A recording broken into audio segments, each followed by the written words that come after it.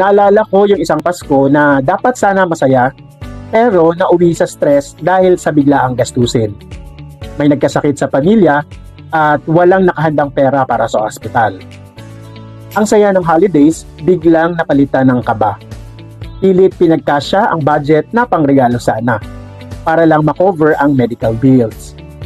Doon ko na-realize kung may insurance lang noon, hindi sana ganun kabigat ang problema. Ngayon, natuto na ako. Unahin ang proteksyon bago ang gastos. Dahil ang kapayapaan ng isip, walang kapalit na halaga.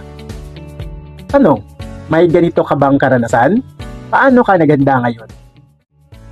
Naalala ko yung isang Pasko na dapat sana masaya, pero nauwi sa stress dahil sa biglaang gastusin.